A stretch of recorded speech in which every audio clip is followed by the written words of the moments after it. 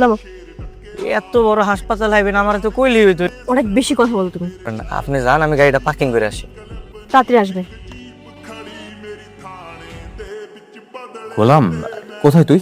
হ্যাঁ ভাই, আমি তো যে আপনার স্ত্রী নিয়ে ইবনে সিনা হাসপাতালে আসছি। ওখানে কি করিস? ভাবির হাত কেটে গেছে তো। তুই ওখানে থাক, আসতেছি। জি ভাই। আমজাদ সাহেব আমাকে সবকিছু বলেছে। আপনি যান, পেশেন্টকে নিয়ে আসুন। আর আপনারা এমনভাবে ট্রিটমেন্ট করবেন পেশেন্ট যেন কোনোভাবে কিছু না বুঝতে পারে। হ্যাঁ, বুঝতে পেরেছি।